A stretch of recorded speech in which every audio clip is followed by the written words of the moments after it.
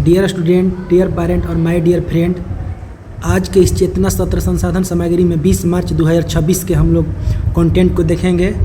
जैसा कि आपको पहले से ही पता होगा कि ये प्रतिदिन आ रहा है। आजकल जो है राज्य शिक्षा शोध एवं प्रशिक्षण परिषद बिहार पटना के तत्वाधान में जो चेतना सत्र जो सामग्री है यह सुबह सुबह प्रतिदिन आ जा रहा है। तो सबसे पहले हम लोग इसमें क्लास 1 से 8 और 9 से 12 के हम लोग प्रश्नों को और जो आज के दिन में क्या खास है उसको देखेंगे।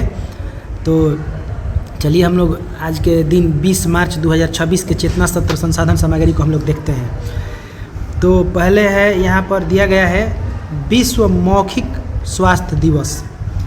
विश्व मौखिक स्वास्थ्य दिवस जो है प्रत्येक वर्ष 20 मार्च को मनाया जाता है और इस दिवस को वैश्विक तौर पर मनाया जाता है, जिसका मकसद मुंह की सही सफाई, मुंह से जुड़ी बीमारियों को खतरे को कम करना और अच्छे ओरल हेल्थ के सभी को परिचित कराना है। जी हाँ, 20 मार्च को विश्व मौखिक स्वास्थ्य दिवस प्रत्येक वर्ष मनाया जाता है। और जो यह मुंह के जो बीमारी है, मुंह से जुड़ी साफ सफाई है, कैसे हम अपने आप को हम हेल्दी रखेंगे, इसके लिए इसको वैश्विक तौर पर मनाया जाता है। आज का दिन एक और दिवस मनाया जाता है विश्व गौरैया दिवस। प्रत्येक वर्ष 20 मार्च को विश्व गौरैया दिवस मनाया जाता है और यह दिवस पूरी दुनिया में गौरैया पक्षी के संरक्षण के प्रति लोगों को जागरूक करने के लिए मनाया जाता है। इस छोटे आकार वाले खूबसूरत पक्षी का कभी इंसानों के घरों में बसेरा हुआ करता था, लेकिन अब स्थिति बदल गई है। गौरैया के अस्तित्व पर छाए संकट के बादलों ने इन्हें संख्या काफ़ी कम कर दी है। कहीं कहीं तो गौरैया बिल्कुल दिखाई ही नहीं देती है। तो इसी के संरक्षण के लिए 20 मार्च को पूरे विश्व में विश्व गौरैया दिवस मनाया जाता है, ताकि फिर से गौरैया को हम लोग देख सकें। और हमारे पहले घरों के आंगन में, दरवाजे पर, छतों पर, हर जगह गौरैया का चहचहाना हम लोग सुनते थे। तो आज का विचार जो है अहंकार ज्ञान का विनाशक है। यह गुरु नानक देव का स्टेटमेंट है कि अगर आपको ज्ञान कितना भी हो, अगर आपके अंदर अहंकार आ जाएगा तो समझिए कि सारा ज्ञान आपका ख़त्म हो जाएगा, ज्ञान का विनाश हो जाता है। अमृता प्रीतम जी का कहना है कि लिखना खुद से बात करने का एक तरीका है। अगर आप खुद से बात कर रहे हैं तो उसका सबसे बेस्ट तरीका है अपने दिल की बातों की, मन की बातों को आप लिख दीजिए। सामान्य ज्ञान के रूप में जो है विश्व का सबसे बड़ा मरुस्थल कौन सा है? तो ये सहारा मरुस्थल। सहारा मरुस्थल जो है यह अफ्रीका में पाया जाता है। अफ्रीका के कई सारे देश इसमें शामिल है और ये विश्व का सबसे बड़ा मरुस्थल है। कंप्यूटर का दिमाग किसे कहते हैं? तो सीपीयू को कहते हैं। सीपीयू कंप्यूटर का ब्रेन होता है। सीपीयू का फुल फॉर्म होता है सेंट्रल प्रोसेस यूनिट। पृथ्वी के वायुमंडल की सबसे बाहरी परत कौन सी है? तो पृथ्वी के वायुमंडल की सबसे बाहरी परत जो है बहिर्मंडल है, एक्सोस्फेयर। और जिसे पृथ्वी वायुमंडल क्या है? तो पृथ्वी के चारों ओर वायु के घिरे हुए आवरण को वायुमंडल कहते हैं। जैसे ये हमारी पृथ्वी है और इसके चारों तरफ से जो है वायु घिरा हुआ है। ये पृथ्वी के चारों तरफ से वायु घिरे हुए हैं, इसी को हम लोग वायुमंडल कहते हैं। अब इस वायुमंडल को 5 मुख्य भागों में बांटा गया है। जैसे क्षोभ मंडल है, उसके बाद है समताप मंडल, फिर मध्य मंडल, फिर आयन मंडल और उसके बाद जो है उसको बहिर्मंडल कहते हैं। और इसके लिए एक बहुत प्यारा सा ट्रिक है, अगर आपको क्रम से याद रखना है तो वो ट्रिक है छोड़ सभी मैं आया बाहर। छोड़ सभी मैं आया बाहर। इसका मतलब क्या है? छोड़ मतलब क्षोभ मंडल, सभी का मतलब यहाँ पर समझेंगे समताप मंडल, मैं मतलब मध्य मंडल और आया मतलब आयन मंडल, बाहर मतलब बहिर्मंडल। यानी कि क्षोभ मंडल, समताप मंडल, मध्य मंडल, आयन मंडल और बहिर्मंडल। जो समताप मंडल होता है इसी में ओजोन परत पाई जाती है, जो कि सूर्य की पराबैंगनी किरणों को रोक करके वहाँ पर हम लोगों को, जो पृथ्वी को रक्षा पहुँचाता है। ये समताप मंडल में ओजोन परत पाया जाता है। और जो रेडियो आयन मंडल में होते हैं। भारत का रेशम के कीड़ों का पालन क्या कहलाता है? रेशम के कीड़ों को पालन सेरीकल्चर कहलाता है। रेशम के कीड़े के पालन को क्या कहते हैं? सेरीकल्चर कहते हैं। रेशम के कीड़े के पालन को क्या कहलाता है? तो ये सेरीकल्चर कहलाता है। रेशम कीड़े का पालन जो है सेरीकल्चर के अंतर्गत आता है। भारत का सर्वोच्च न्यायालय कहाँ स्थित है? तो भारत का सर्वोच्च न्यायालय नई दिल्ली में स्थित है। अब हम लोग कुछ तर्क ज्ञान से संबंधित प्रश्नों को देखेंगे। जैसे शेर है तो शेर से यहाँ पर शावक लिखा है, मतलब कि शेर के बच्चे को शावक कहते हैं। तो कुत्ता के बच्चे को क्या कहेंगे? तो कुत्ता के बच्चा को पीला कहेंगे, पीला। मछली में गलफड़ा होता है, तो मछली गलफड़े से सांस लेती है, तो मनुष्य फेफड़े से सांस लेते हैं।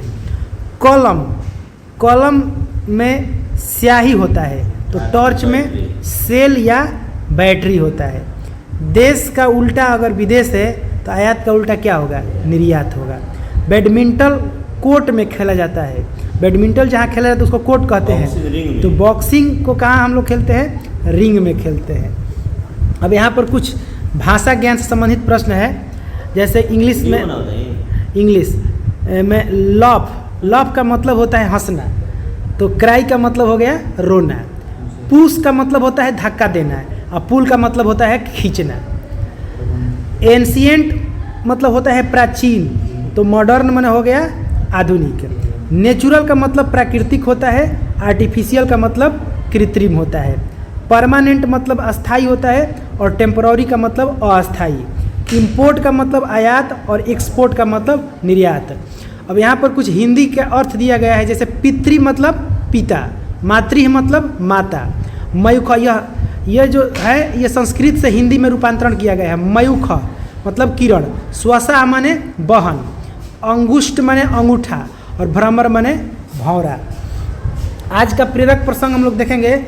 मैरी क्यूरी जब पोलैंड से पेरिस आई तो उनके पास रहने के लिए एक छोटा सा कमरा था जहाँ सर्दियों में पानी जम जाता था। मैरी और उनके पति पियरे क्यूरी ने एक पुराने टूटे हुए लकड़ी के शेड में अपनी प्रयोगशाला बनाई। वहाँ न तो फर्श ठीक था और न ही छत।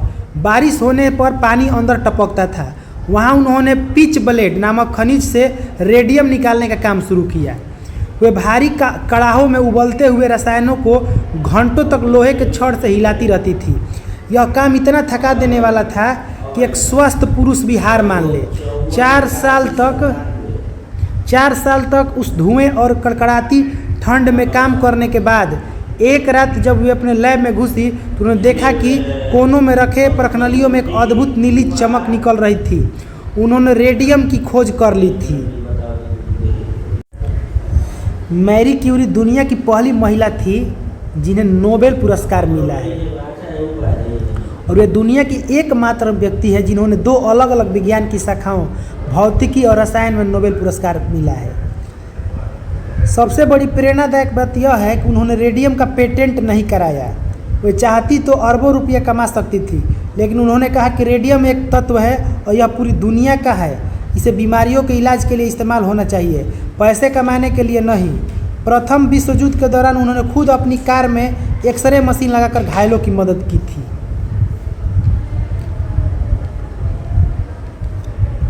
जयशंकर प्रसाद जी का एक विचार है कि जल्दीबाजी में लिए गए फैसले अक्सर पछतावा लाते हैं। जयशंकर प्रसाद जी का ये विचार है। कुछ करेंट अफेयर हम लोग देखते हैं समसामयिकी। सदन के नेता का पदक से फरवरी 2026 में किस भारतीय नेता को सम्मानित किया गया? सदन के नेता का पदक जो है स्पीकर ऑफ द से फरवरी 2026 सदन के नेता का पदक से फरवरी 2026 में किस भारतीय नेता को सम्मानित किया गया? तो प्रधानमंत्री नरेंद्र मोदी को इजराइल के द्वारा सदन के नेता का पदक से सम्मानित किया गया है। भारतीय वायुसेना का महाअभ्यास वायु शक्ति 2026 कहाँ आयोजित किया गया? यह पोखरण राजस्थान में आयोजित किया गया है। World para athletes grand prix 2026 में भारत ने कुल कितने पदक जीते? तो भारत ने कुल 208 पदक जीते। विक्रम 3201 क्या है जो हाल ही में खबरों में रहा? यह भारत का पहला स्वदेशी 32 बिट माइक्रो प्रोसेसर है। सामान्य ज्ञान। संधारित्र यानी कैपेसिटर की धारिता का मात्रक क्या है? तो फैराड F है। लेंज का नियम किस सिद्धांत पर आधारित है? यह ऊर्जा संरक्षण के सिद्धांत पर आधारित है। टिंडल प्रभाव किस प्रकार के विलयन में देखा जाता है? यह कोलाइडल विलयन में देखा जाता है टिंडल प्रभाव। विटामिन B12 में कौन सी धातु मौजूद होती है? तो कोबाल्ट पाया जाता है। बी कोशिकाएं और टी कोशिकाएं कहाँ बनती है? तो अस्थि माजा में बनती है बी कोशिकाएं और टी कोशिकाएं। अर्घ मतलब सूर्य होता है, अर्घ मतलब पूजा का जल होता है। ये शब्द एक जैसे होते हैं लेकिन अर्थ उनके अलग अलग होते हैं। या अर्घ का मतलब सूर्य है और अर्घ का मतलब पूजा का जल होता है।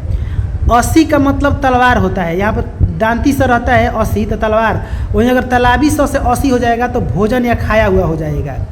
इति मतलब होता है समाप्ति, हर्षई वाला ई रहेगा तो छोटी वाला ई, और बड़ी वाला इति रहेगा तो दैवीय आपदा या विघन हो जाएगा। उत्पल माने कमल होता है और उपल माने ओला या पत्थर होता है। कलुष माने पाप या गंदगी होता है और कुलिस का मतलब वज्र या कठोर होता है। नॉकडाउन मतलब होता है गिरा देना या टक्कर मारना। ले डाउन का मतलब होता है नियम बनाना या आत्मसमर्पण करना। लिव अप टू का मतलब उम्मीदों पर खरा उतरना। लुक फॉरवर्ड टू मतलब बड़ी उत्सुकता से इंतजार करना। और मेक फॉर माने किसी खास दिशा में बढ़ना। अब हम लोग बिहार विशेष से 4 प्रश्न देखेंगे। यहाँ पर पहला प्रश्न दिया गया है कि बिहार में पूरा पाषाण काल के अवशेष कहाँ से मिले हैं। तो देखिए पाषाण काल को 3 भागों में बांटा गया है, पूरा पाषाण, मध्य पाषाण और नव पाषाण।